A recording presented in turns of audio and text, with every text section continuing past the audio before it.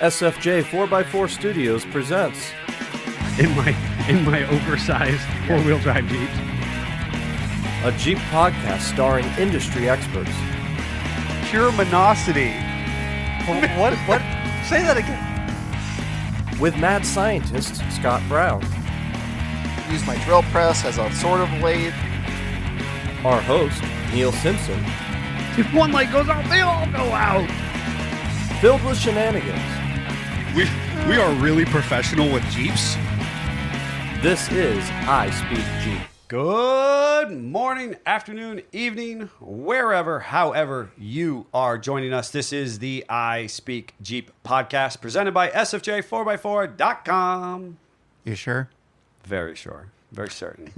My name is Neil with SFJ 4x4 Simpson Family Jeeps. And I am in Grandma's Couch Studio on this lovely Monday morning, joined by the fine gentleman, Jeff Shermani. the Italian Stallion. Are you sure? No, I'm not. You're what a weirdo. No, And you are? Asking everybody, who are you? Wait, hold up. We got Nate saying no audio and Daddy Jeep saying no audio. And now we can pretty much just resume. We are resuming without a live audience at this point because our audio is not back. streaming. But we're back. For those that are listening to Pivot. us on... Yeah, I see you're too worried now. Did your production... You got all hyped up from... Yep. So you got all hyped up. You're stressed Jeff's out over feeling here. away. Yeah, Jeff is feeling. This is like when Greg or Scott are frustrated about something not going their way on the service floor. Jeffrey is feeling similar. He's all panties are all wadded up and yep. You know what? I'm good, dude. I'm adapting overcome. Honestly, if this is the worst issue I have to deal with this week, I'm okay with that. Right? Because Right. I got a lot going on this week, and we're going to talk about that at the end, so Absolutely. hang tight. And as always, you want to hear about our personal lives, hang through the outro credits. But instead, today we're going to talk about the business and what you got to do with the business this past week. yeah. And how fun and exciting that is. How fun and exciting and the interesting nature that was our pursuit to the Smoky Mountains, right?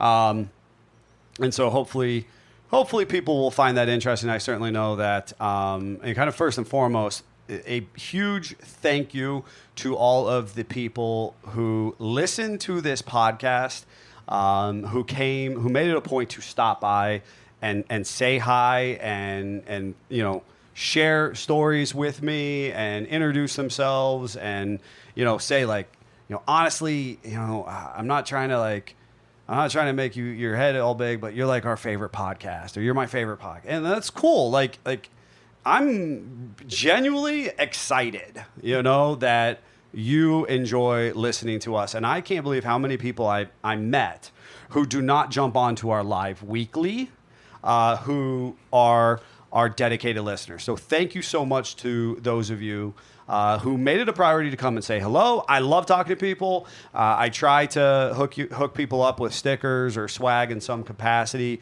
If you didn't get something from me, at the next show, maybe. I know a couple people on Thursday showed up. I did not have my giveaway goodies with me. They were parked in the truck on the other side of the parking lot. Well, if they really want swag, then they just need to go on and leave us a review. True that. And get a chance to get the most useful strap they'll ever have in their hands. That is absolutely a piece of garbage, worthless 3-foot strap. And you're going to have to hear at the end how I used one God, this we weekend. use it for everything. I did not use the strap this weekend, but I do have a winching story, so we'll talk about that too. Oh, man. Sounds like you guys had a lot of good stuff yourselves. So I don't know if I'd say it was good, but stuff happened. Yeah, stuff happened. Right, stuff happened. Well, a big thank you to our listeners. And, if you can take a moment to leave a review on your favorite streaming platform, specifically iTunes, it will help other people find us. It'll also help the metric of the how the programs are weighted and then suggested to other people. But also take a moment to share on your favorite social media that you like listening. I gave out a bunch of stickers and rep the podcast and shirts, and actually have a number of guests who expressed interest in remoting in the near future. And so while it will maybe not fit perfectly into our live series, I think there's opportunity to have some of those individuals join us for conversations for our listeners as a whole. And so that was really beneficial. But in general, Smoky Mountain was an event much hearkening back to the glory days of Truck Nationals, and then what HRJA's Jeep Fest grew into in this last years. And you get, for the ones out there that maybe they're over in Washington State or that kind of stuff, where was this show? Yeah, good question. So this particular show is in Pigeon Forge, Tennessee, and it has become the largest Jeep-specific show in the country at this point, hands down. It is it was the love child of, if you took Las Vegas, coastal Carolinas, and a country song, and they had a threesome and made a child. Huh. And that is Pigeon Forge, Tennessee. You just called out all the people in Florida right now with Jeep Beach. I did, because I heard on good accord from multiple people that Jeep Beach was not what it once was. Uh-oh. I heard the same. And that Smoky Mountain continues to be The crown has moved. The crown has moved. Now, and that's all I was setting up, was that Truck Nationals, from Truck Nationals went HRJA's Jeep Fest, from Jeep Fest it went to Bantam. Bantam it went to PA Allbreeds. Allbreeds it went to Jeep Beach. Jeep Beach scene went to Pigeon Forge. And I just, from a professional standpoint who's attended the myriad of those events, I will just simply share with you that, that's just it. That the crowd and the crown moves. It's what's trendy for a 3 to 5 year period, and and that's what a number of vendors and like people were like, they were asking me like, oh, like, hey, were you having a great time? And I was, but I was kind of like, but I've been going to shows. I went to Truck Nationals somewhere between 10 and 12 years old. That has me authentically attending market-relevant industry events for almost 30 years. Mm-hmm. I still love what I do, just like you. We actually go home and we still comb over automotive stuff and read articles and watch automotive-inspired content. Yep. But I know the vendors, I know the product. It's like very to say weird hi. when you go back and you look at like my closet.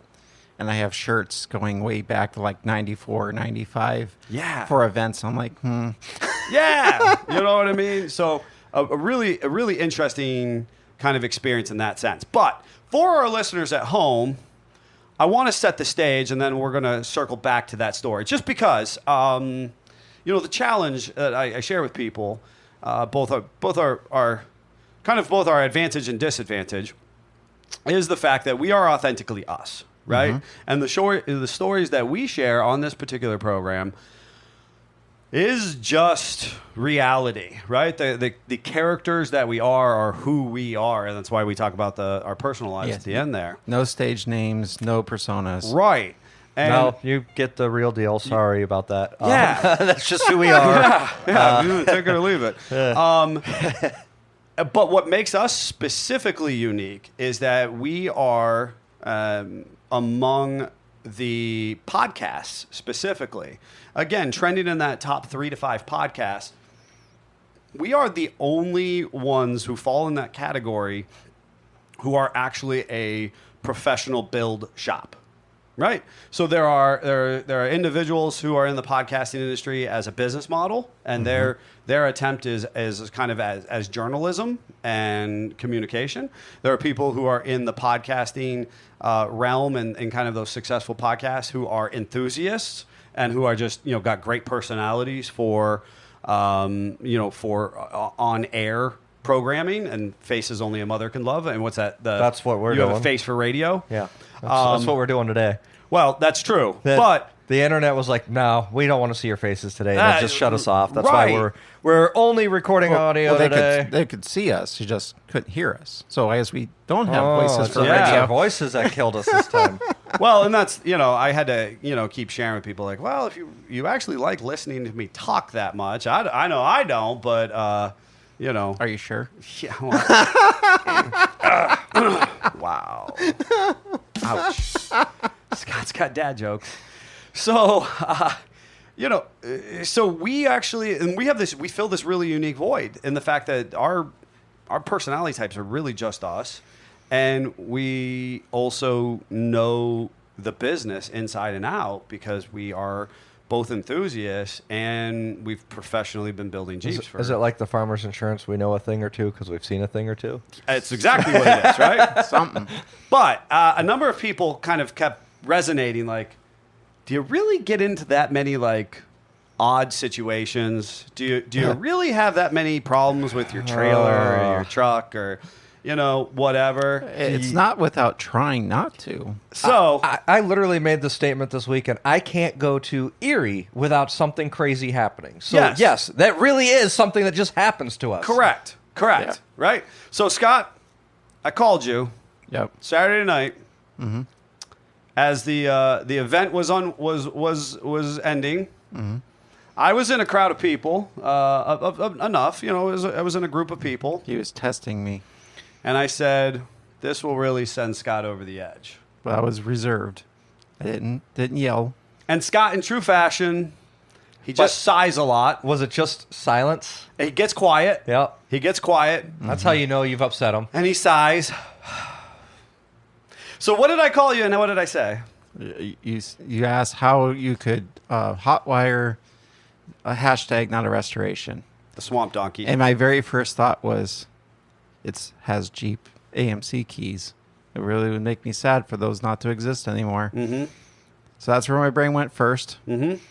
And then I was like, oh, he's going to have to go to a parts store and get tools because he doesn't have tools. Did not have sufficient tools. But he definitely knows how to do this. And I was like, Neil's got this, whatever. Yeah.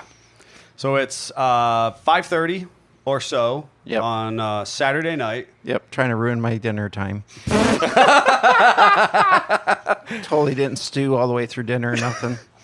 And I never called you back. You never did. I never called you back. Thankfully, I have friends with feet on the ground, and I'm texting with them because I'm fired up. And they're like, oh, Neil just went by with all 3 Jeeps on there. I was like, oh, did he? Oh, did he? Last I knew, the green one wasn't moving. It's like that's a cool story, bro. I was in this group of people, and you go, you want to see Scott go over the edge? I had him on speakerphone and everything, and he just gets quiet. And so what I hear is I got to keep that him on you his toes. absolutely just pranked him. I didn't. But then I knew that it was going to get too good. And I was a little consumed with. I was fueled by Vermont. For those of our listeners who go back a couple years, who remember when my wife booked us a excursion to hike Vermont with no training, with no great expectation. It was just basically one day I was sitting at my desk. The next day I'm supposed to be hiking from top to bottom at a diagonal across Vermont. Yeah, just miles. Just miles. And I was just fueled by hate and caffeine and, And don't forget, they're competitive. So it wasn't just hiking with your spouse in Vermont. It was, I will kick your hiney up this hill it to became Vermont. a competitive hike. And I will go within an inch of passing out because I don't know how to stop. So I had reached Vermont by Saturday night. Just based on the sheer volume of people at interactions and at the Jeep show and my own busy schedule, and the fact that I had authentically lost the keys to hashtag not a restoration. You know who wasn't surprised that you probably did lose the keys? This guy. Yeah. But then I was like, were they in your pocket? We'll get to that here. I want our listeners to hang in there with us. Yeah, because I know that is your typical MO. It is my typical MO, right? And I'm going to tell you folks, right? And I'm going to own this, right? Because you can't see me, and I want our people at home to understand. Scott's got on the classic '90s dad cargo pants that, Yep. scream functionality. Jeff and I are rocking regular jeans. I am wearing my signature IRO shirt as a shout out to Iron Rock Off-Road out of Minnesota, who allowed me to display Johnny 5 in their booth. Hashtag Not a Restoration was displayed. Did they threaten to kick you out for using the Minnesota accent like that? I specifically said, my intention is not necessarily to offend you. I understand that I might, but my own weirdness has me unable not to share with you and say it that way. See, I would figure they were just going to offer you some Minnesotan salads that aren't salads. Anything with mayonnaise or Cool Whip in it. I would say Cool Whip seems to be a staple. Yes, in Minnesota salads. And Jeff's wearing his I Speak Jeep. I built the sign shirt, which I saw at the event, which is very cool. Thanks that to is those cool. people who wore that and repped at Smoky Mountain. But those of you who are on my personal social media, and I'm happy to be friends with you. So if you are interested, find me on Facebook. I post more on Facebook than I do Insta, but Where I'm the opposite. I'm on Insta if you want to follow me on there. I let some people through on Facebook, but not everyone makes it through. It's nothing I personal. don't use Instagram, but Facebook, sure. I yeah. don't care. So I appreciate, and I'm happy to jump on and for you to be part of my big extended family. So feel free to do that, and a number of people have, and that's cool. You will know that earlier in the summer, I posted about my Hoochie Daddy shorts because I'm here for it. Yep. I authentically have had more stuff fall out of my pockets because, of course, the pockets are not deep nor constructed in such a way that makes sense. That's why there's You have zippers girl in the pockets. Yeah, girl pockets. I got girl pockets because of my Hoochie Daddy shorts. That's just what it is. So I'm just going to let that be part of the So he conversation lost- at a later date. That's how he lost the keys to the hashtag. Maybe. I genuinely believe that. Okay? Because I'm looking at this going, man, if I didn't like my Hoochie Daddy shorts so much, and you know what? I don't care. You're going to look at my extravagant man thighs because it just feels good. It's breezy. It was hot at Smoky Mountain. Yeah, I heard you were about ready to pass out. I heard it was that you were getting yorked on. I was authentically getting yorked on. But I digress because here's the thing. I was going to leave at 8 o'clock. Come heck or high water. PM. 8 o'clock PM, Tuesday night. I had Which family events to attend to because family comes first. I just genuinely believe that. But I was going to kill myself to be in all the places and all the things and do the stuff. Okay? that is the Simpson way. It is. I'm going to leave at 8 p.m. My wife can't be anywhere on time, so that's fine. That puts me at 8:30. Do you know who comes rolling into the parking lot?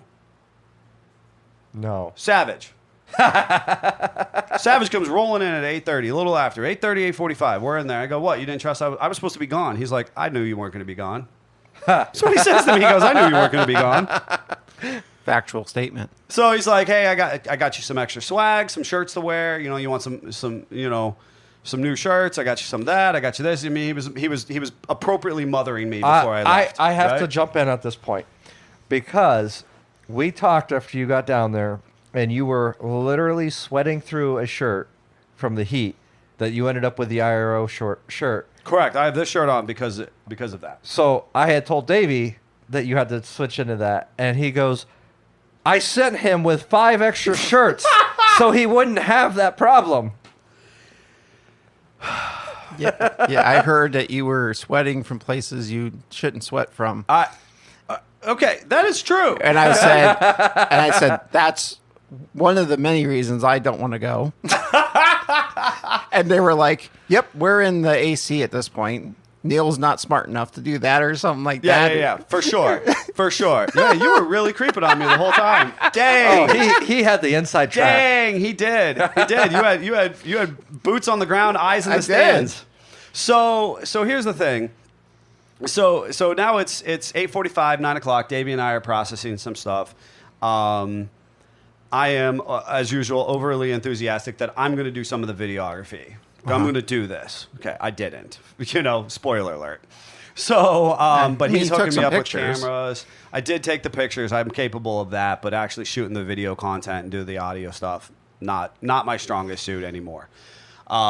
Doing it personally. That's why He's not a blogger. That's why we have the Jeffs and the Davies, right? We need good people like that to pull off the media stuff that we That's do. why we have Davey, let's be honest. No doubt.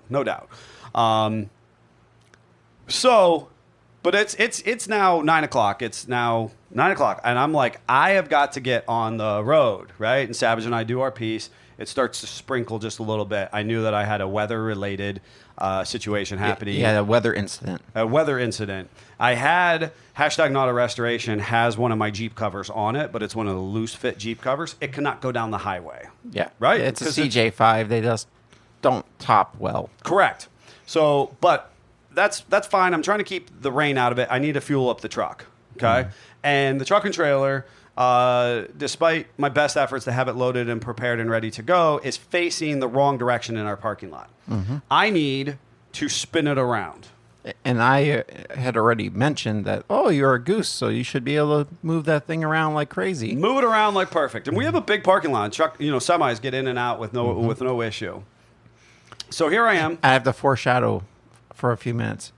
We had gone through and we had completely, its entirety, with great expense and time, rewired the whole back of the truck. Yes. So that we would not have issues. With the light connectors. Because and lighting. early on in the business, we spent most of our time prepping for the show under the back of a red Ram, trying to make lights work, and kind of having a trauma response to our computer not behaving today.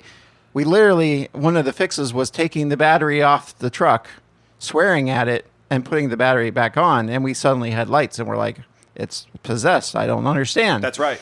So now you can continue. We are at a point in our life, right? We have at our disposal a beautiful crew cab, medium duty, international 4900 series. I mean, I'm driving a big rig, right? We have the Wedge, the full 3-car hauler. We are safe. We have brakes.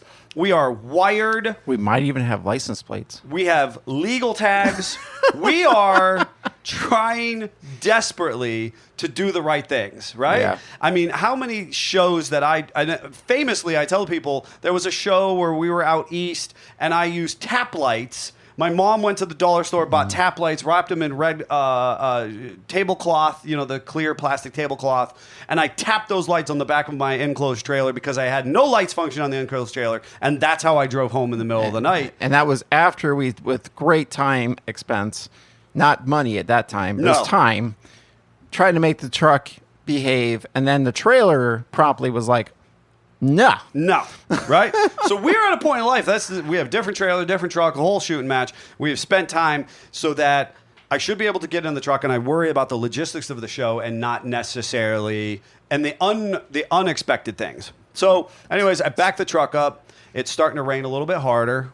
Okay, I go to spin the truck around, and I'm not even a full jackknife. I have been in such more precarious positions jackknifing the truck. And as I turn around... I also want to go on record saying when I went to rewire all this, I was like, hey, Neil, is this okay for this spot, for this plug? Place? Because I have no idea. I've never hauled a fifth wheel in my life. Yep. He's like, oh, yeah, it should be fine. Should be great. Should so be great. now that we have distinguished where blame should be placed. Oh, wow. Wow. He was in that bus getting that key ready to go. Yeah, he was. He set me up. I'm like, I was good. That was revving good. that bus up a little bit. We were foreplanning. Everything was great. Yeah, and then he was like, boom, boom. Oh, okay. Hey, why don't you just stand right there for me? Yeah, that's exactly what it is. Why don't you kick me in the sack while you're at it, Scott? So, because folks, as I spin the truck and trailer around, all of a sudden, all the lights go out on the truck or on the trailer. Boom, lights are gone. What the heck? Rain starts to go a little bit more. Are you kidding me? So now I am in flippy floppies, hoochie daddy shorts, and a tank top, right? Because I just wanted to get into the truck, flip flops and drive. or Crocs? Because I feel flip flops. I did not take my Crocs. Okay, I took so much crap at the event because people wanted to see me in the Crocs. Mm-hmm. Well, they wanted the fun socks and Crocs. And I was like, yo, my Crocs were I got one pair of Crocs, which I got as a gag gift, and then I fell in love with them. And I actually know on pretty good accord that a manufacturer has bought me Crocs at this point. Good. And so I'm waiting to receive them as a present. But, sidebar. But because they were like, why didn't you wear Crocs? And I was like, well, mine are getting a little long in the tooth. They're not the worst, but I was like, I was going to wear flippy floppies and then my actual like tennis shoes and whatnot. And then I was going to run to Walmart and buy Crocs. I didn't because the traffic is outrageous down there. Well, if you're going to Croc, you got a brand name Croc. You can't go with the I Walmart can't buy Crocs. the Walmart. I know. So, anyways, here I go. I get out of the truck. And I'm like, what is going on? Next thing I know, and I'm still kind of sitting cattywampus with the truck and trailer, kind of, semi-jackknife, but not. And the cord of the lights for the truck is solidly wedged underneath the gooseneck. The goose had pulled the cord and popped it out of the socket, broke part of the socket, and drug it so that it was disconnected. And now it was wholly pinched underneath the entirety of the trailer. The weight of the gooseneck is basically riding on the 2 5/16 ball. And under that, the coupler is pinching the cord. So I'm like, did I pinch through the cord? Did I break it? Is it now 9:20 at night and I'm going to be attempting to rewire the plug at this point, despite the fact that we had just done that, a couple months before? Like, I'm going to be doing butt connectors, and I'm thinking, holy crap. And now I'm in the rain, and I'm like, this is just horrible. But I can't get it out from underneath there. So I'm like, okay, I'm going to put the landing gear down on the trailer. And meanwhile, we have 3 Jeeps on the trailer. We have Cookie Monster on the foremost position. We have hashtag Auto Restoration, also known as Swamp Donkey. And then Johnny 5, J5 Big taking Red up the back. Taking up the back half. So to say that it's heavy is an understatement. Well, again, I'm trying to shortcut things. So I grab one of my cribbing blocks and I throw it just under one side because I have not one, but 2 10,000-pound landing gear on the trailer. So I'm like, we're again trying to do things right. We're trying to do things right. Because the trailer had a jack when we got it. Correct. And a 10,000-pound jack can or should lift the whole trailer. I've got dose now, but I throw it just under one side, the closest side, and I was like, I'm going to start cranking. And I get to the point where I cannot crank it any further. I'm like, I'm going to break something. So I have to let it down, readjust things, put the other landing gear, crib up the other landing gear, and I crank it till the landing gear is completely maxed out. The goose has not unseated itself. The truck airbags actually, every time I lift, It just kept coming up. they just keep coming up. So the truck airbags just keep coming up as I lift the now you need to trailer dump off. the air. Now I need to dump the air. Do we have a dump valve? Nope. No, we No. don't. It takes like 6 hours for the bags to release because they're actually sealed up pretty well. Because again, we're trying to do things well. That's why all the YouTuber big rig guys I watch have dump valves. They have dump That's valves. why Greg keeps saying he wants to put a dump valve on there. I would have had a dump valve. This would have been a problem. Instead, I don't have a dump valve. So I got to shut the truck off because all I was doing was just as I put the landing gear down in the rain, pop, pop, pop, pop, pop, kept going up. So here I am. I'm like, you got to be kidding me. So what do? I go into the shop. And he's looking for anything that can help. I first find Excalibur, the official longest breaker bar, spud bar that we have in the shop. Yes. To which I attempt to wedge it in there into the gooseneck kind of the area, and I'm prying the heck out of it. To which it says, meh. It slips off. My hand goes flying up. I smash my finger to the point where it's, does the black and blue under your fingernail. Oh, yeah, piece. yeah. So now my finger is Injured. not working. Right. Right? Yep. Now it's all numb, tingly. Now it's it numb, hurts. tingly, fat. And this is the hand that I got to row gears on. This is my primary working hand. Yep. I'm like, you've That's got your to be strong hand. strong hand. so I'm like, you got to be freaking kidding me. I go back into the shop. At this point in time, I'm not messing around. I take the bottle jack out of a 20-ton shop press.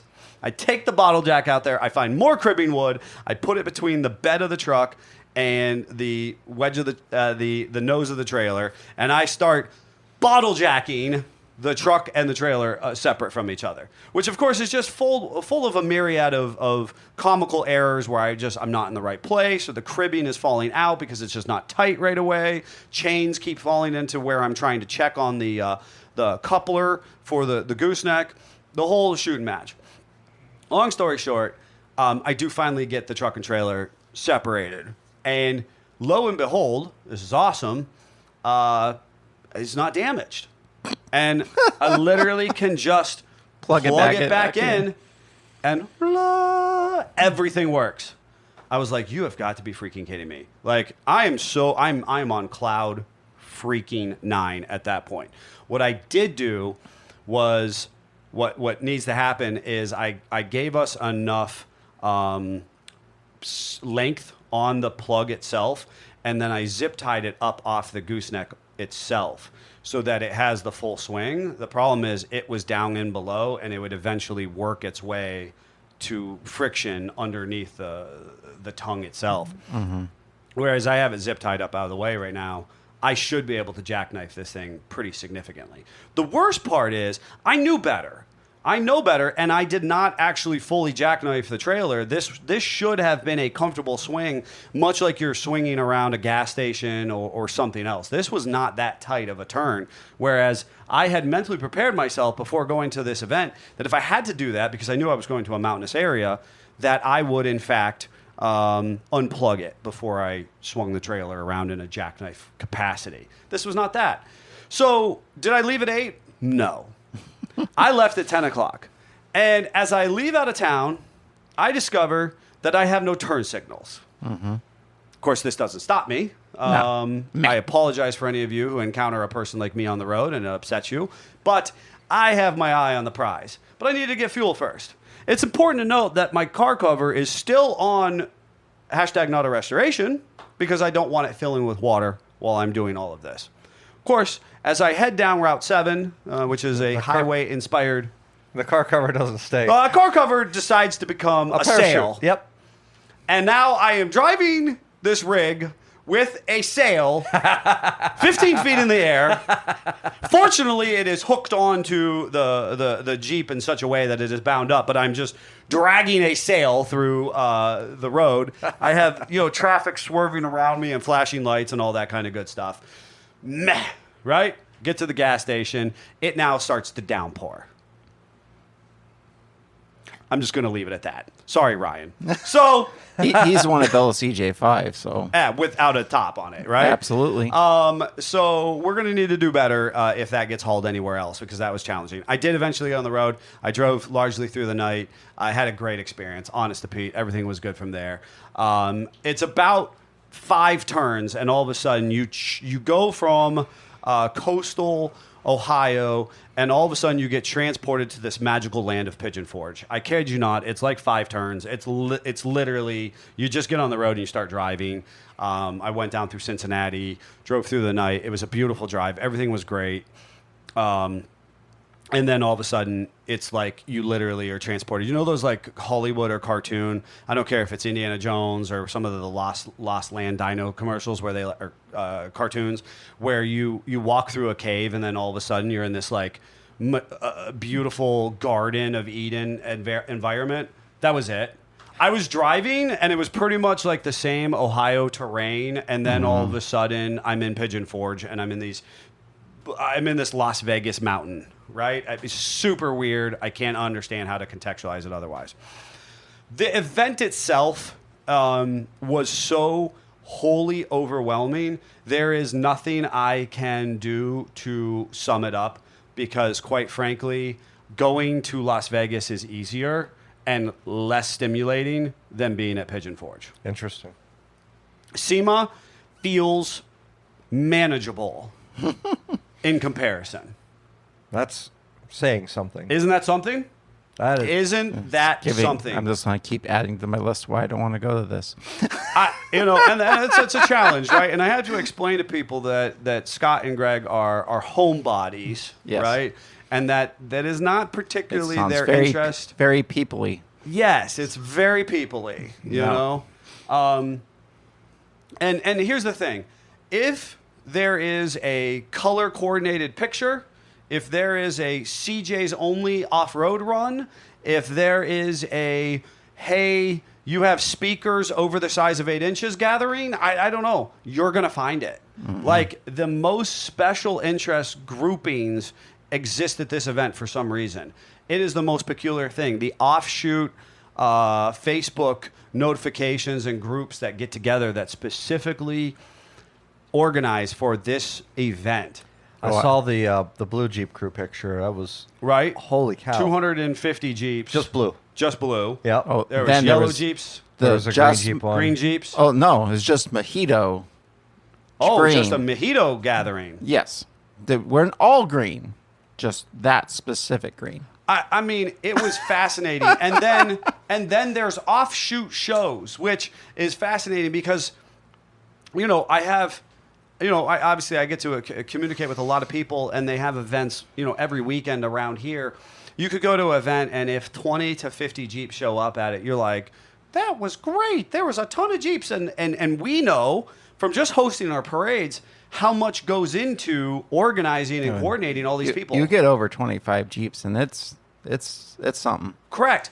That's just like an offshoot show. Yeah. That's like, oh, hey, we're having this gathering at this restaurant, this hotel, this parking lot. I mean, and there are tons of those offshoot shows.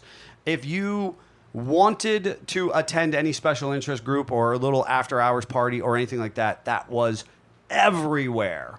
That was probably one of the most fascinating things to me. I'm not a bit surprised because in the classic car community, Pigeon Forge has had shows forever, and that's what's pretty routine for that scene. 5,000-6,000 cars is nothing. And and that's exactly what this is. Pigeon Forge has positioned themselves as a community and a resource provider, from Airbnb rentals to authentic hotels to convention centers, to provide this environment to automotive enthusiasts. And so whether it is motorcycles, or whether it's the rod run with the hot rods, whether it's the Bronco invasion or the Jeep invasion, this is just what they do. I could not imagine being I'm going to air quotes, a civilian, somebody who's not into any of those vehicles. Just put out we're sorry. That they just went there for this weekend to be their weekend. Yeah. You know what I mean? Except for people do. Except for people do. And they do Yeah. it intentionally. And Yeah. that's weird to me. That's weird. I love the concept of Disneyland, or I love the concept of Las Vegas or whatever, but I'm okay. I kind of want to go to those places when it's not saturated with special interest groups and the population has quadrupled overnight. Right. I kind of want to just go and enjoy the resources. Yeah. No, but people are there in just their Jim Bob, cars trying to go about life. Fascinating, fascinating. So the thing, just beginning, again, I'm from the classic car scene originally. I'm interested to see, because it started at Pigeon Forge and then it went to Louisville, Kentucky for the classic cars. Do we gonna see that transition with Jeeps? Well, I mean, already we see there was actually I use the word competing, but there is an event happening simultaneously in an area called Townsend. And it was as equally a buzzword. They were going up to Townsend. I'm going over to Townsend. I'm doing Townsend. And I still don't actually know what that's about. Maybe one of our listeners will shout out to us and send us an email or something about that. But I know a number of people who were participating in that. They have two different show areas. So there is and when I say show areas, I mean a vendor gathering space. So think of potentially one of the biggest indoor convention centers that hosts automobile activities, other than, say, like the SEMA convention centers because those are just absolutely mammoth. They have an indoor convention center with a air quotes showgrounds, which was just absolutely shoulder to shoulder. And then they have an outdoor area as well. And either of these areas are as big as anything else that exists in the Jeep automotive industry, right? I'm Any assuming shows we the go to. convention center was so large, just big rigs were in there, parked, Oh, absolutely. set up. Yeah. Yep. And then outside as well. Yep. You know what I mean? And so yes, you have semis that you don't actually know are semis, right? It goes back to the story when we had that acquaintance, we were picking the product, and they were like, "Hey, there's a bulldozer in this building. Can you Yes. find it?" It's like a semi is in there, and people walk right by it, and they don't know that they're walking past a semi truck, right? Yes. And it's indoors. Just unbelievable. They have 2 shows, which again, if you were at any other event, you would be happy to have one of those vendor spaces. But this one had dose of those vendor spaces. That was insano, right? And there's these beautiful babbling brooks and creeks and streams all throughout the area and the strip. But if you're not, and they're gorgeous, but if you're not being conscientious about them, you would not know that they're there. Mm-hmm. That's what's so fascinating to me is that, Jeffrey, you've been to Las Vegas. It's like taking that and putting it with babbling brooks and streams and creeks. That sounds awesome. And then there's nice mountains of sorts in the Las Vegas desert, but yeah, there's a difference. There's a difference, and what's fascinating. Now, here's the piece, and I'm going to put it out there. There is a weird, horrible smell that happens. So it is like periodically. Vegas. Correct. And I was talking, we were like, there's a whole bunch of vendors, and we're like, dude, that's so weird. Like, what is that? How does that happen? And I was like, man, that reminds me of like sewer system exhaust gases. I went and looked it up. The Smoky Mountains periodically release sulfur. Mm-hmm. And depending on the wind, it pushes that sulfur smell through the area. Yep. And you catch a whiff of it. Yep. It's like fascinating. Growing up at the base of Garbage Mountain. Well, that's easy there, Trailer Park. I get it, man. I mean, that's what I know. It's super normal for you. I know. Whatever. I know. It would be perfectly fine. That was one of the most interesting pieces. It was like, oh, God, there's that smell again. That's so weird. What's real fun is, we're on the foothills of Appalachia. Yes. And there's some in our groups, our town, we're we're in Appalachia. No. By comparison? You were in Appalachia down there. Yes. Now, I do have to make fun of the sense that everybody uses the vernacular of on the mountain, right? And so we were at the show. So the outdoor event is on top of the mountain, and the LeConte Center is on the bottom of the mountain. I got to be honest with you guys. It's not the most impressive. I'm ready for the hate mail in that regard. But this is just a big hill, right? Where these are. Maybe they cut the mountain down or something. Maybe they flattened out. I don't know. But like if you were just kind of the hills of Pennsylvania, it would be the same. But the vernacular is the bottom mountain, the top of the mountain. And they were like, "Oh yeah, it's going to be on the top of the mountain." Now from my hotel room, I could actually see both. And I mean the rise in elevation is really not that extreme nor that elaborate, right? So.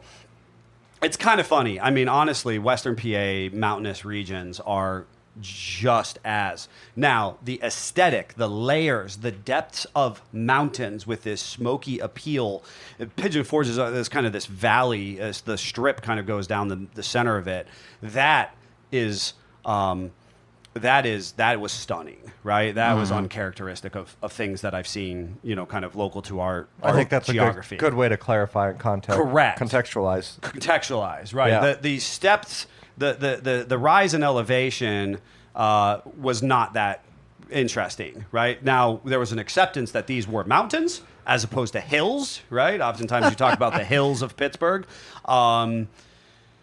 Vernacular says mountains, but then, like I said, it was like layer upon layer upon layer, and you could see them all from your vantage point. That's cool. That was really cool. Yeah, that would be impressive. And give off that smoky. Now, it's not smoke. It is actually the plants releasing kind of a high moisture content. I looked it all up because I was so fascinated with the area, you know, which gives this cloud cover experience. Now, because of this mountain region, it gets its own little weather systems. So back to me sweating in places that I should never have sweat from. I sweat so bad by noon, by 1 o'clock. My shirt was saturated, and I was like, I got to change. You know what I mean?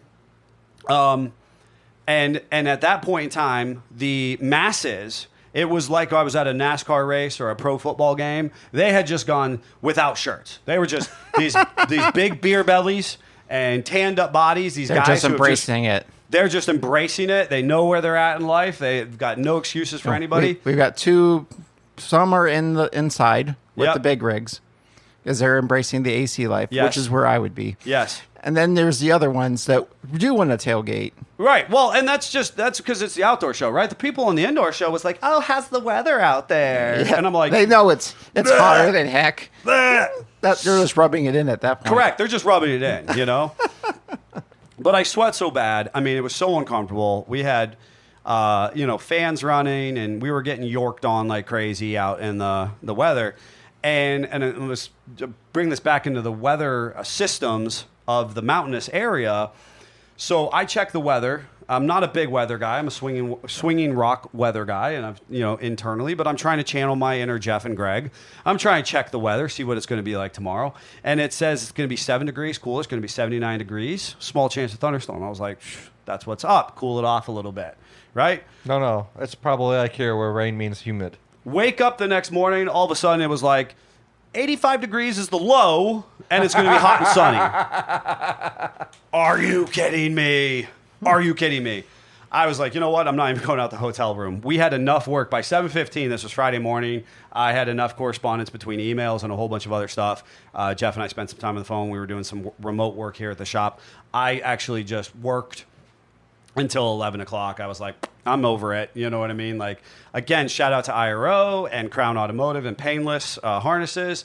They were showcasing the Jeeps, right? And they were appreciative that we had these awesome vehicles there that they could show off their product and talk about. And they recognized that, objectively, I was there to, create content and, talk with people, but I was not necessarily bound to a booth space like I am at other events, So it was cool. It all worked out. Everything was good.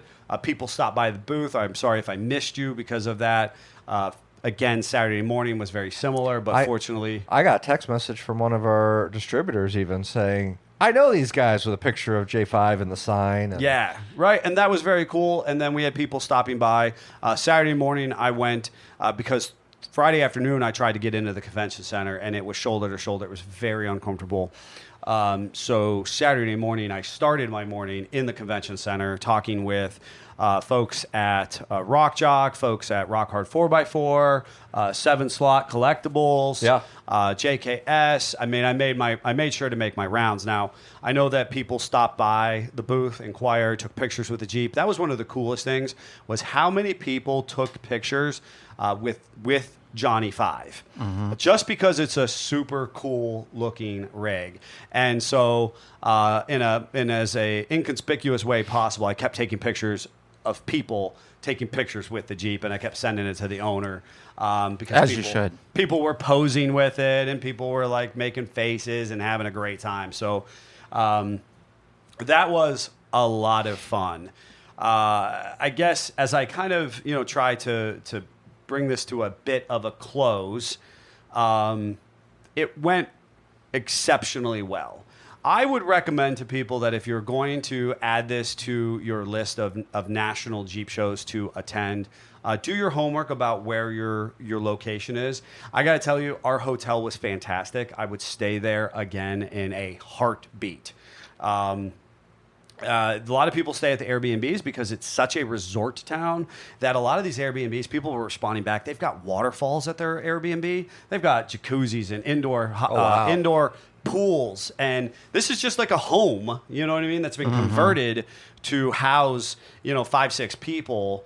at a time. It's kind of that resorty nature of coastal Carolinas mixed with this cabin and playful, hey, I'm there to party, campfire, swim, go tubing. It was super, super wild resort feel to it.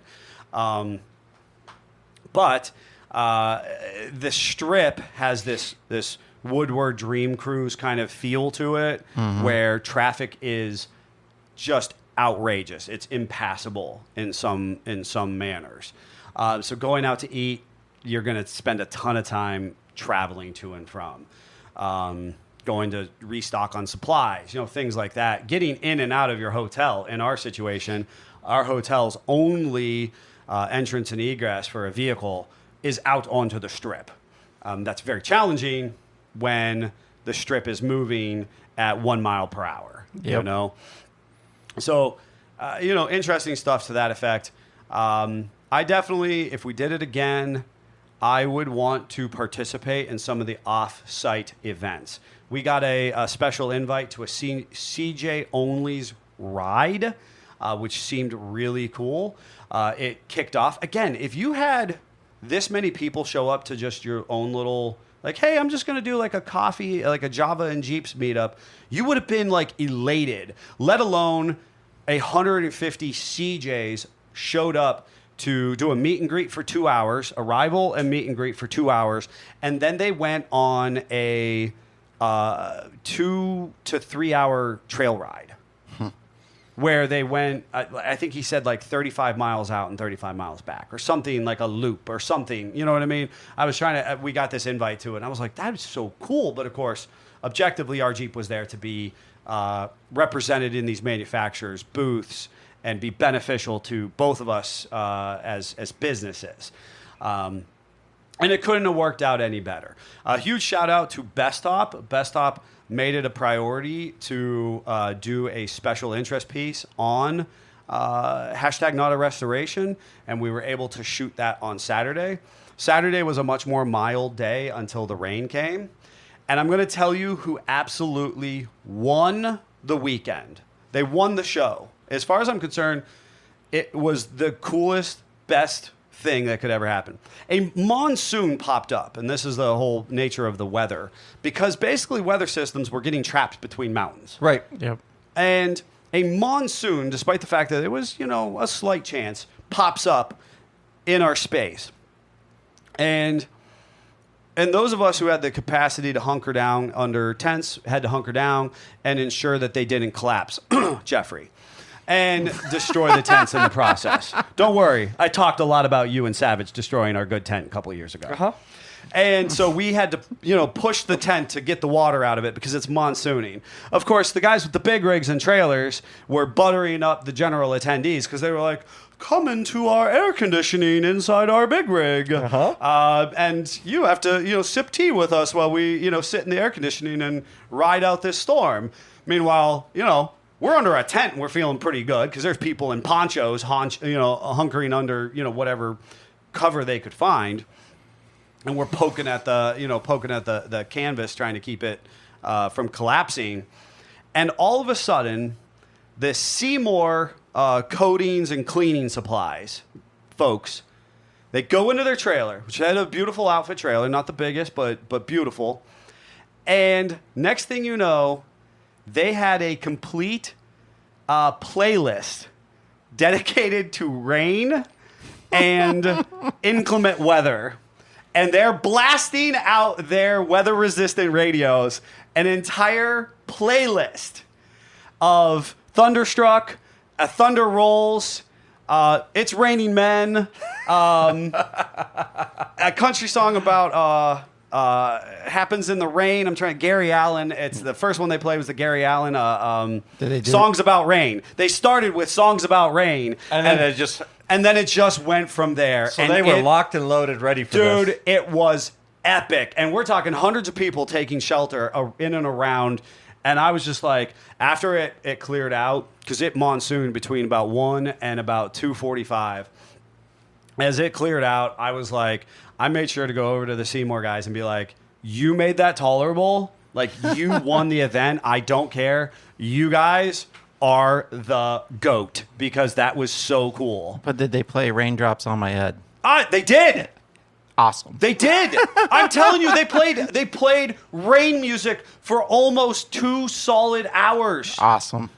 It was awesome. They've planned for that. Now They're like, it's going to rain some point. We're going to have the they've playlist done this, ready. right? They must have done this before. And because like I'm with Josh, the owner, one of the owners of IRO, and he's like, yeah, but you could go to AI these days and you could generate a playlist and it would be that easy. And I'm like, we didn't have enough signal up on the mountain. Like it wasn't that reliable. There was no way. This was a playlist that they were locked and loaded. Yeah. They've been to an event where they've had to do this before. Yes. It was epic. I mean, that's the little stuff. Like I could sit here and I could talk about all the cool Jeeps. I could talk about the different mods. I could talk about, the stereos this or the suspension that. But honest to Pete, it's kind of the lifestyle piece that goes with the event. And I'm going to tell you folks that as cool as the Jeeps were that were contained within the vendor areas and the show and shine, the Jeeps that just randomly showed up and parked along the street and just the multitude of Jeeps that were parked everywhere because the Jeeps can park off-road, right? So, I mean, they're parked vertical on these hillsides. It was just so cool. You, as an enthusiast, that was worth its weight in absolute gold. So the last piece here is we're breaking down on Saturday, and I'm trying to get out of people's way. We're trying to deconstruct our site. And I needed to get our Jeeps, kind of moved out of our booth and whatnot. So I go ahead and I take J5, and of course that is just such a amazing functional Jeep, and it's aired down because I actually pulled out the up-down air kit and had it hooked up for the weekend. If I had just up-down air kits, we could have retired, right? Because they weren't represented at the event. And that was like the coolest thing. People wanted to buy it right there on site. And so the Jeep was aired down. It was beautiful. And so it's really soft, supple. The suspension is just awesome. And so I drive J5 out from where it was at, get it out of the booth, drive it down the aisle, and all this oncoming traffic and whatnot. And there's this median, which is, an 8-inch curb, and then it drops off about 10 to 12 inches into some rock bed, and then it goes up a curve and that kind of stuff. I was just like, whoop, whoop, you know what I mean? Like just run the truck over that whole thing, and I left it in there, right? It's part way in, part way out, and that way it's out of everybody's way. And I'm kind of tucked into somebody had already broken down, got out of the way. I then go down to the Crown Automotive booth and I get Not a Restoration. And I fire up around a restoration and I come up and I tuck it into J5 in such a way that now the footprint of those two Jeeps basically takes up 2 painted line parking spots in total, right? Now, but that they're so tight and tucked out of the way that it's not going to interfere with anybody else loading, unloading their trailers because I'm really concerned about their aesthetics and getting, there's forklifts running around and there's Jeeps moving and there's crates and stuff getting unpacked. So at this point in time, I've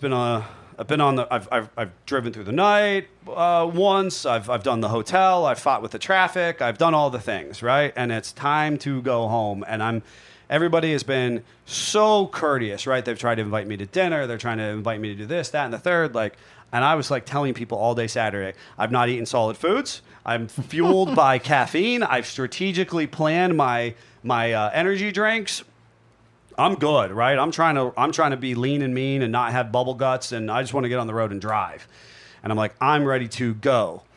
But because I've left the Jeeps in a precarious position, I make sure I grab their keys out of them. Okay? And I start to walk down, air quotes, down the mountain. I get about a quarter to a third of the way, and I'm on the phone with my wife, and I realize I do not have the truck keys.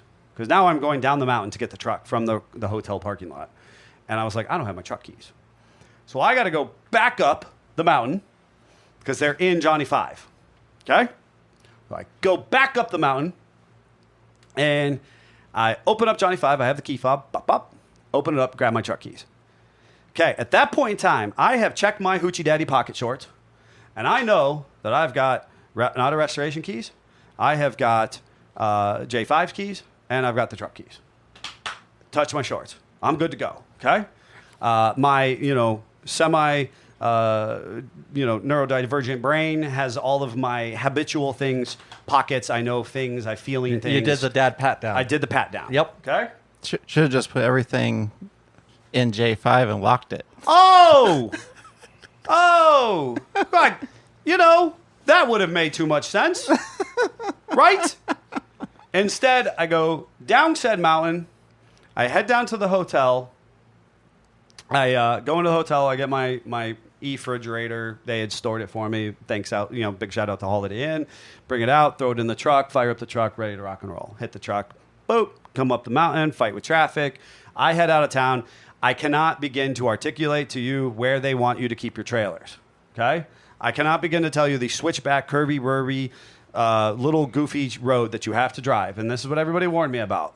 And it's true. I had no problem getting there. I had problems getting back. Just leave it at that. May or may not have taken out a guardrail. Not only am I wanted in the great Commonwealth of Pennsylvania, but now maybe Tennessee. Oh, jeez.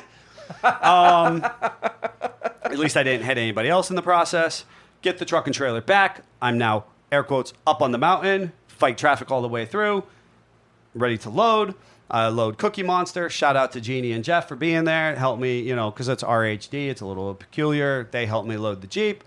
I go to get not a restoration. No keys. No keys. Mm-hmm. Now, I want you to know that when I went to go get the trailer from the reserved trailer parking space, I have never, in my whole entire life, and owning this particular truck and trailer combination, hooked up a trailer so fast in my whole life. I pulled into the parking area. I spun the truck around. I literally hit the gooseneck ball on one shot. One shot. Backed up, dead nut centered. I was too back up a little bit, so I moved forward just a smidgy bit, a little too far, back up one time, right? I'm in and out of the truck twice on that.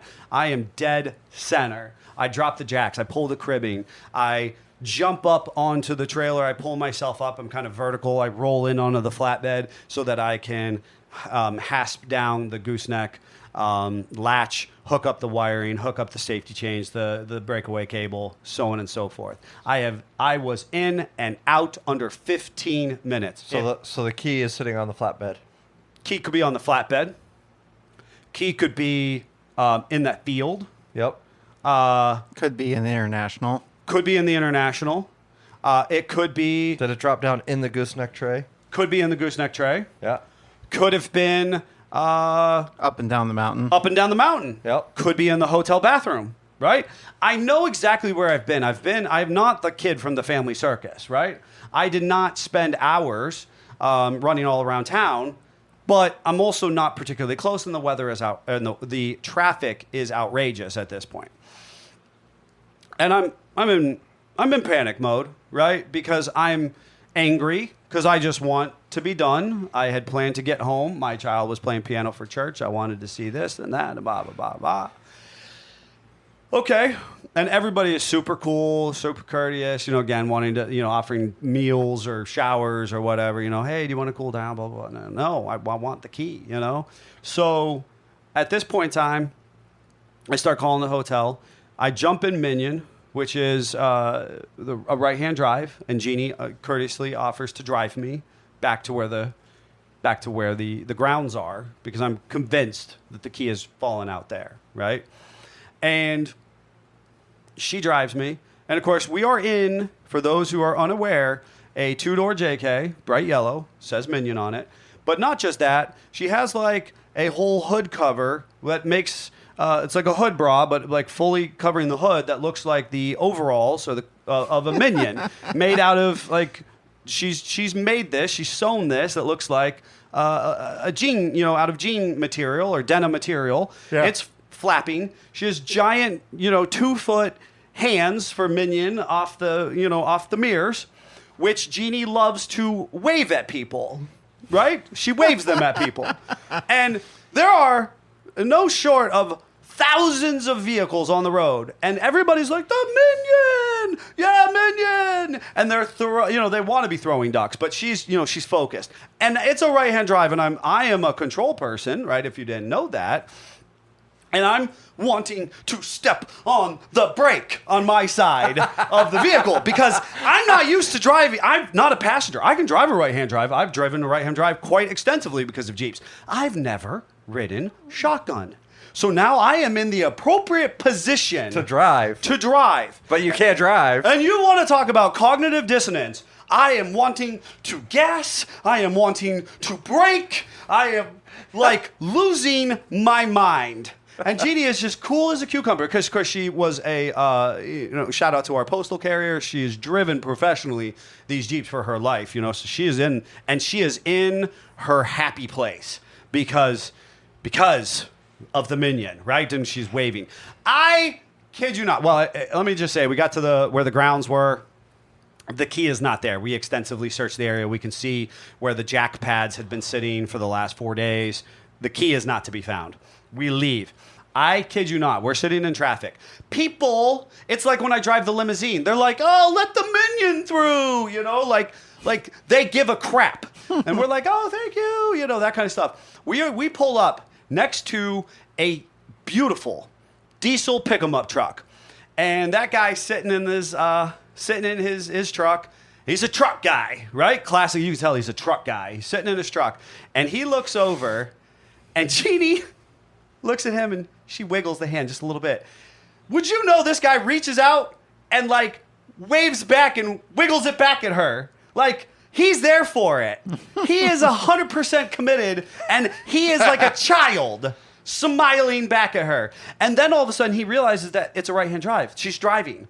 And he's like, oh my God, I've never seen a right-hand drive Jeep before. So now we have this classically 1-ton built diesel pick-em-up truck guy who is a child. He has melted, and Jeannie is just in her space, right?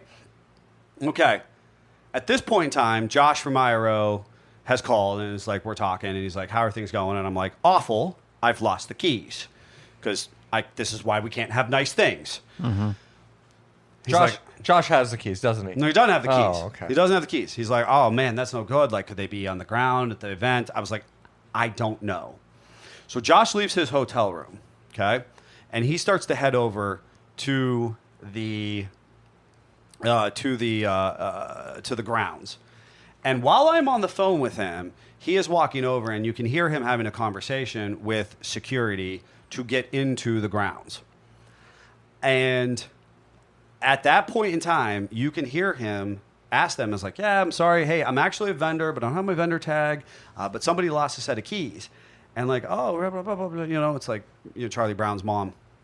And next thing you know, he was like, yeah. No, he's like, does it have a tag on it? It says, but did you die? And I was like, yes.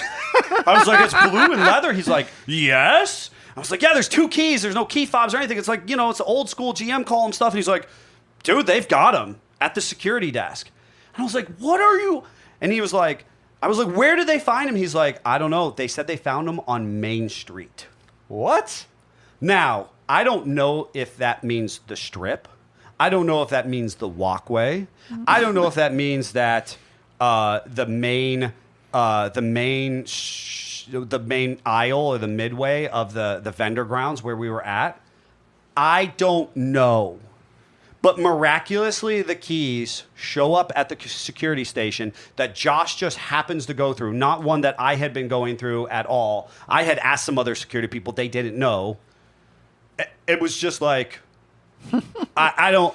Jesus himself had transported the keys to the security station. You're just supposed to ride in a right-hand drive Jeep. And then this is the problem.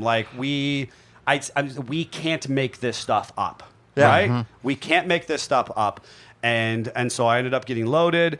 Everybody was super cool and helpful. We had a nice crowd of people kind of just being, talking and telling stories and sharing. And it was great, Of course, it's important to mention, if there was a content creator out there, they were at this show. It was nice seeing all those people. I wish them best of luck on whatever they captured or whatever was their priority. I saw a lot of cool off-road runs happening at the same time, so I hope people enjoy that. So that kind of brings us full circle and kind of just the general shenanigans that I find myself in at the event. We had a great experience. Again, look for Best Stop to have a special interest story on Not a Restoration.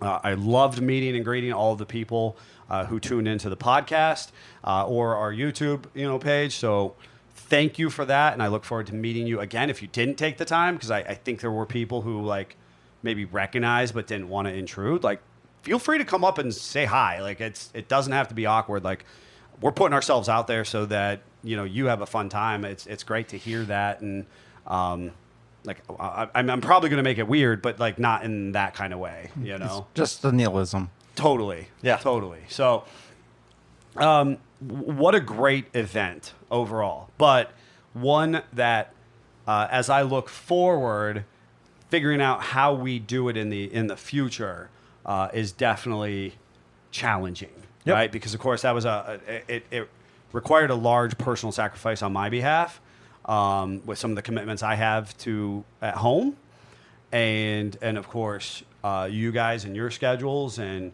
being very people-y for you and Greg. I do think Greg would love it though. Once you got him there, he probably would. Correct. He would love it.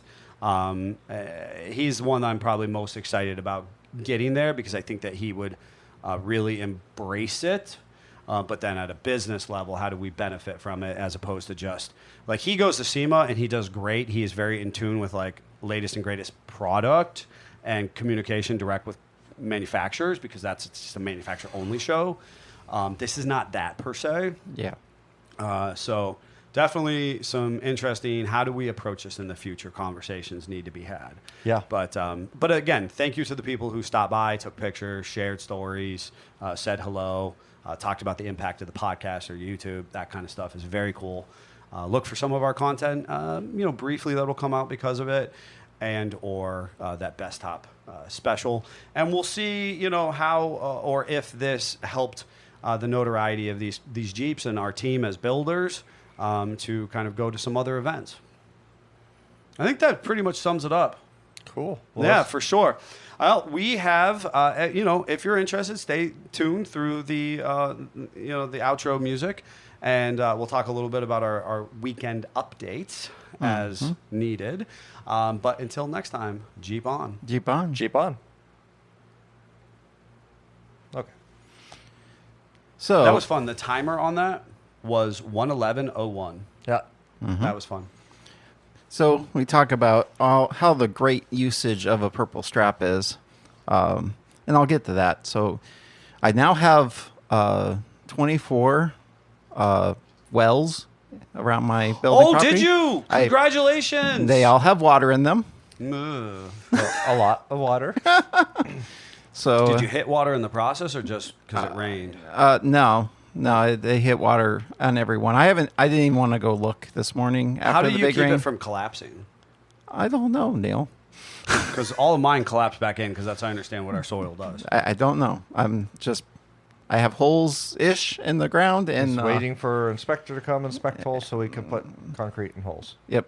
And I don't Shut think we up. have to put any water in the holes to We're just do dumping the concrete. mix in. That makes sense to me personally. So That makes sense to me personally.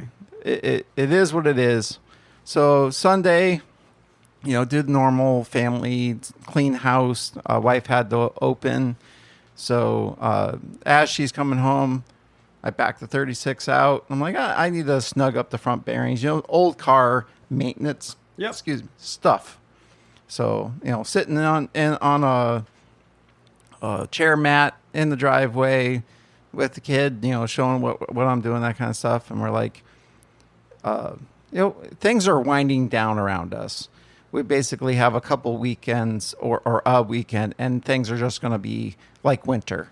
So we're like, we should go to the special food places. We should go to putt-putt. We should do these things that we've been intending to do all summer long. Yes. But summer is extremely busy, and we just don't get those done. Yes, Right. and this was a weird summer. I think Right. we can all agree between was- the extreme heat. yes. It was a late winter, then there was extreme heat. I mean, Yep. we can all agree it was just a weird It summer. just was not a temperature most summer that I wanted to go stand anywhere outside for any Totes. period of time. Totes. So we're like, we're going to go to putt-putt. Let's take the 36. Why not? Let's make it fun. So we get all the way out there, and one time on the way out there, the car kind of coughed. Well, that's weird. Yeah. Whatever. Continue on. Going down the strip. Things going great. And this car goes to back out. And for some reason, it was like going to the falls. It was all old people and foreigners on the strip. And it was packed. Huh. But anyway, I was like, okay, they're not back out. That's a perfect spot for me. Yes. For those that have been on Geneva on the Lake, it was right by Eddie's Grill. I was Oh. like, perfect. Easy peasy. As he's doing old man things and inappropriately yes. taking forever, the car dies. Oh. Won't restart. On the strip. You're sitting I'm sitting on the strip. Yep. And it In won't traffic. restart. But it's kind of rolling. Oh. So I'm using the starter and the clutch and everything. So I get over in the parking spot. Smart. And not my first rodeo. No. For sure. Sure isn't. So I get it fired back up in the parking spot. And I'm like, okay, I'm going to go out. I'm going to try to figure this out. And of course, everybody, it's packed. So they're like, oh, this cool car. And, Absolutely. you know, one guy comes up, it does a 350. Nope, sure isn't. So I'm checking things. I'm like, maybe it's a loose wire. Maybe, you know, something's not right. Definitely felt ignition to me. So I'm checking things. I'm touching things. I go to grab the wire on the coil, and the coil scalds my hand. Oh. No joke. Could have fried an egg on it. And I was like, that's not right. I don't think that's right. Oil filled or? It's epoxy. Oh, okay. Because this is the second coil. Yep. The first one I bought was oil. We and talked about this. And it started leaking before I ever drove the Yep. car. We had a Yep. whole conversation about this. So, car dies. And I told Amy, I said, just shut the switch off. I'm checking stuff. I'm touching it. I'm like, man, that's really hot. So, you know what? I'm going to do my best, Scott, to just woo-saw and walk around. Obviously, the car's too hot. We can't do a whole lot right now anyway. Yep. So we go and do putt-putt. We wander the strip. We go back, and we're trying to decide, do we eat here? Do we not eat here? It's very people-y. Yep. So let's go see how hot the car is. I can put my hand on the coil now. I'm like, okay, let's go. They wanted ice cream. Let's go to the ice cream spot at the end of the strip, and they'll give me an idea of how fast this heats up. We get to the ice cream place, hotter than all Hades. Can't touch it again. Like, this is not boding well. Yep. Cannot go through the strip again. No. 2 stop and go. So we let it cool down. I joke about putting ice cream on the coil. You're went west. Just for those Yeah. following along, you went away from your home to get ice cream, which was the direction I was going. So instead of trying to turn around, trying to turn around on the strip, you went to the ice cream joint that was west of the strip, Yeah. which implies that you either have to go out to the highway, which is a really long way out of your way to get Yep. back home, Yep. or you got to go back down the strip.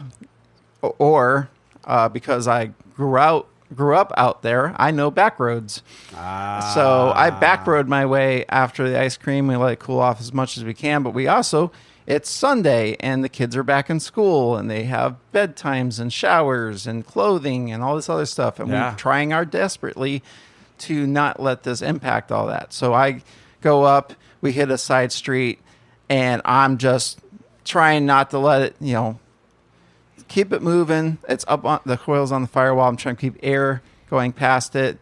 And I get up to Route 20 and we're just green light, Yeah, we're just every green light. Come on, the green universe light. is on your side. And we pretty much made it all the way to our road. And I'm like, okay, we're in home free at this point. We turn the corner. As I turn the corner, it dies. Oh my gosh. Won't restart.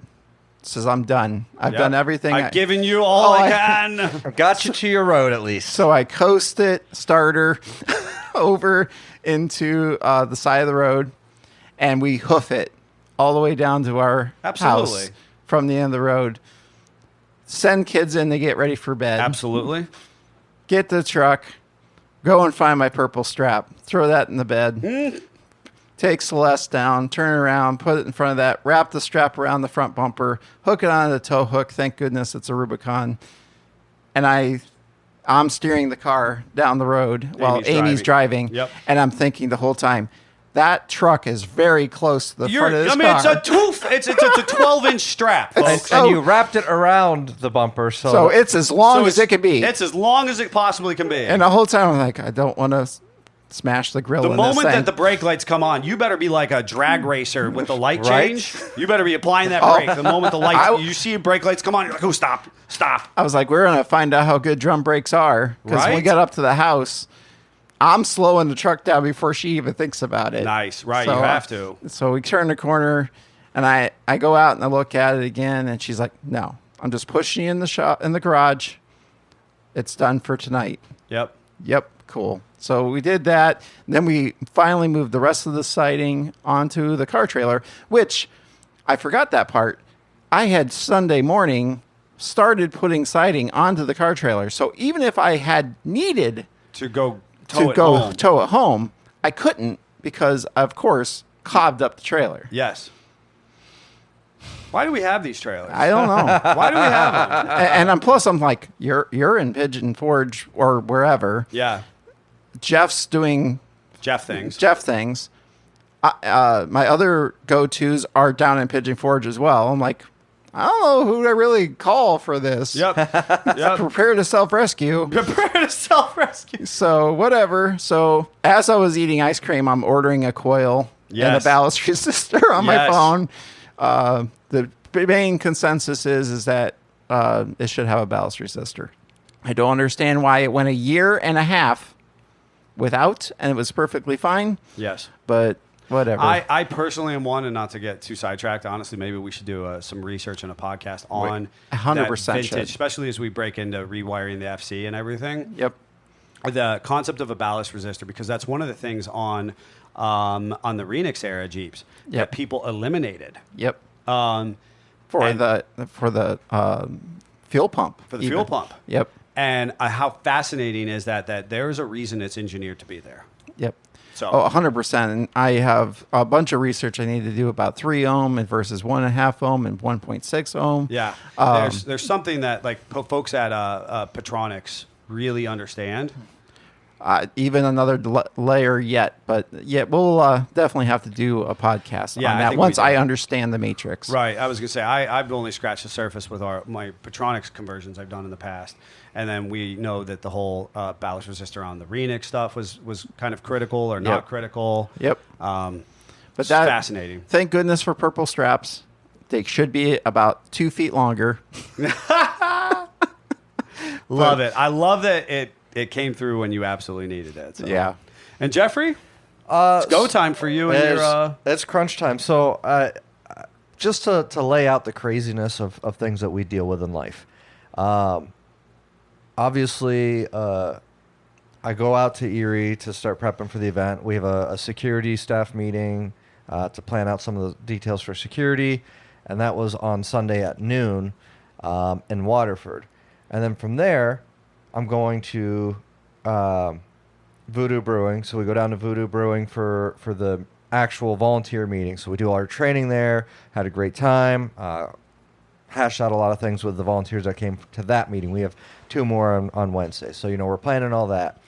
Then I take a few moments, go over to my grandmother's house, fix some stuff at her house for her while killing time to go to it. Because Jeff the builder just cannot not build. Yes. Yep. So Must be building. must be building.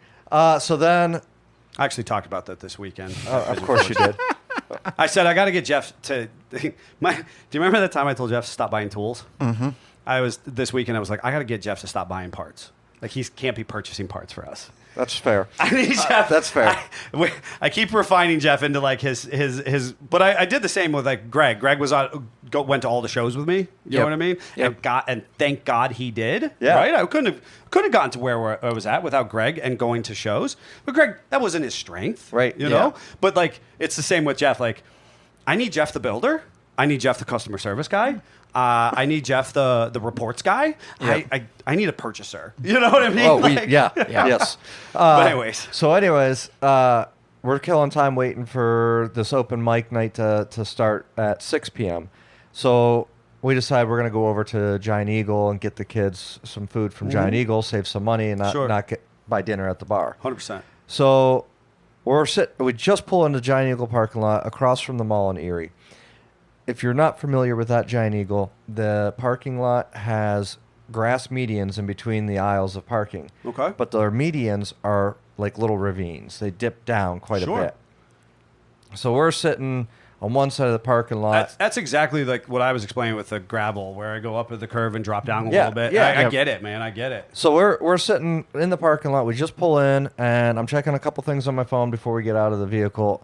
And all of a sudden, you hear this loud crash sound. Ooh. And my wife, explicitives, and so I look up, and there's this white pickup truck that is up over the curb into the median with its front tires. Does not have Johnny Five's suspension. Yeah, back tires are still on the ground, and I'm like, oh, that's a problem. So then she promptly tries to reverse the truck, and the tire's just spinning. Sure. And first responder Jeff comes out. So I just get out of the truck. I'm like, all right, well, let's go see what we can do. Oh, gosh. So I walk over. It was 2 rows ahead of us. So I just walk across to the truck, and I stop her. She's all shooken up. Sure. She's got kids in the back. It's a classic situation where you can just assume. I thought it was in reverse, hit it in drive, panicked, hit the pedal, so it went up over the curb. Classic. That's exactly how it sounded. That's what it looked like. Her reaction and how panicked she was said that's what happened. Hey, do you have 4-wheel drive? I know that the truck has 4-wheel drive. I can see the truck. Yep, you're doing your... But do you have 4-wheel drive? I think so. This isn't what I normally drive. And I'm like, okay, take a moment, calm down, put it in 4-wheel drive. Once you have it in 4-wheel drive, just nice and easy, on the gas, slowly reverse it.